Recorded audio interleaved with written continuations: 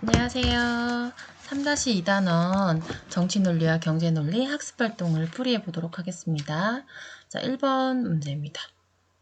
정치논리와 경제논리의 특징을 정리해보자 했는데요. 요게 정말 핵심이죠. 그리고 요 기준에 따라 이렇게 나뉜다는 거 꼭 기억해야 돼요. 기준도 기억해야 됩니다. 자원 배분의 기준에 따라 나누면 정치논리는 공평성, 경제논리는 효율성이죠. 다시 말하면 누구에게 얼마를 이라는 분배 측면을 고려하는 게 정치논리고요. 최소 비용으로 최대 효과의 효율성을 중시하는 게 경제논리입니다. 정책평가의 기준에서는 정치논리는 자원 예산의 투입이고요. 경제논리에서는 정책 시행의 효과를 더 중요시합니다. 정책 필요성의 기준에서는요.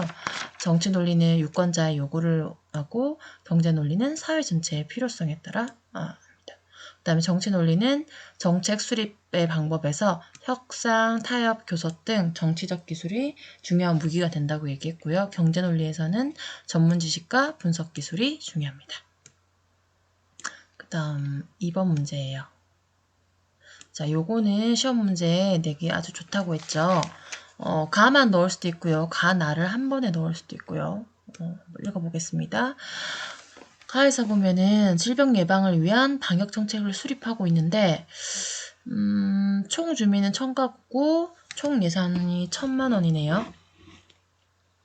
방법을 3가지 제시했어요. 방법 1은 가구당 비용을 5만 원짜리를 했을 때 방역 성공률이 80%래요. 그러면 5만 원이니까 그 예산 투입 대상은 200호밖에 안 되겠죠.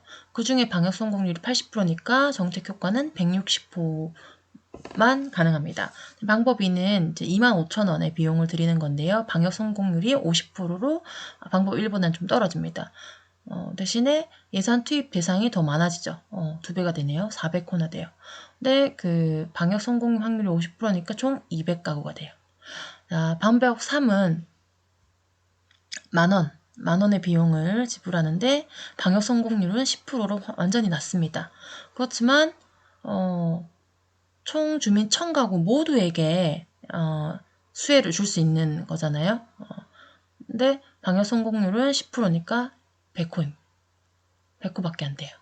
그러면 정치인의 입장에서는 어떻겠어요? 예산 투입을 가장 많이 할 수 있는 눈에 가시적으로 보일 수 있는 효과가 눈에 가시적인 투입이 잘 보이는 건 방법 3이겠죠. 1000호. 모든 대상에게 다 지금 혜택을 주는 거니까요. 근데 경제인의 입장에서는 효율성이 중요하기 때문에 가장 효과가 좋은 것은 200호인 지금 방법 2의 방법이겠죠. 자, 나 부분을 보면 자, 모 경제연구소는 한 정치인에게 지역 정책 사업의 타당성을 검토해달라는 의뢰를 받았다. 해당 정책에 드는 사회적 비용과 편익을 계산해 본 결과 사회적 비용이 편익을 초과했다. 그러니까 비용이 훨씬 더 효율성보다는 그러니까 지불한 비용으로 얻게 된 만족감보다는 훨씬 더 많다는 거죠. 비용이 더 많이 든다는 겁니다. 그러니까 연구소는 사업이 비효율적이라는 결론을 내리고 투자의 유보 또는 취소를 건의했다 했어요. 경제인은 투자의 유보 또는 취소를 건의했어요. 하지만 정치인은 이미 선거에서 공약으로 제시한 사업인데다가 자신을 지지하는 지역민들의 강력한 요구임을 감안해서 이게 비효율적이라는 것을 알고도 해당 정책을 입안하기로 했습니다. 그러면 자, 관점의 차이에 따라 가해 방법 3에 대한 평가가 어떻게 달라질지 말해봅시다 했어요. 아까 지금 가 부분 제가 설명을 했었는데요. 정치인은 방법 몇 번이요? 방법 3이 가장 긍정적으로 보겠죠. 왜냐면 가장 많은 대상한테 수혜를 줄 수 있잖아요. 가시적인 효과, 눈에 보이는 투입이 가장 많은 것은 방법 3이기 때문에 유권자들한테 나 잘하고 있는 것처럼 보일 수 있는 거죠. 근데 방역 성공률은 굉장히 낮아요. 하지만 이 성공률이라는 거는 확실한 건 아니잖아요. 그래서 정치인의 입장에서는 이게 크게 고려 대상이 아니에요. 그래서 방법 3을 정치인은 더 좋다고 생각할 거고요. 경제인의 입장에서는 방법 3은 가장 부정적이겠죠. 왜냐하면 보세요. 방법 1회 같은 경우는 160호, 방법 2는 200호, 방법 3은 100호잖아요. 어느 게 가장 효과가 떨어져요?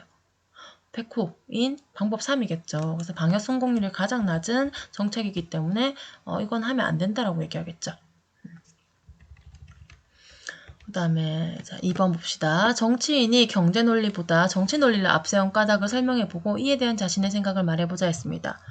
그러니까 정치인이 경제적 효과가 떨어진다는 걸 이미 알고 있음에도 불구하고 나를 지지하는 유권자를 고려해서 비효율적인, 비합리적인 결정을 내렸을 때 여러분의 생각은 어떻냐인데요.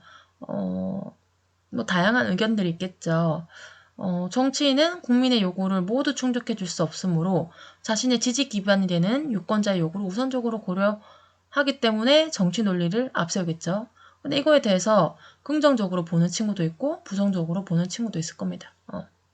이건 자기 생각이기 때문에 읽어보시고요. 자기 생각에 따라 이제 정리를 하시면 됩니다. 마찬가지로 3번도 여러분의 의견을 쓰는 거예요. 그래서 정치 논리와 경제 논리가 상충했을 때 어떻게 하는 것이 바람직하는가. 이 글에서 글쓴이는 정치 논리와 경제 논리는 사안에 따라 적절히 활용해야 된다라고 어떤 중간자적 입장을 취했는데 여러분도 생각이 다르겠죠? 한번 꼼꼼히 읽어보시기 바랍니다. 자, 수고했습니다.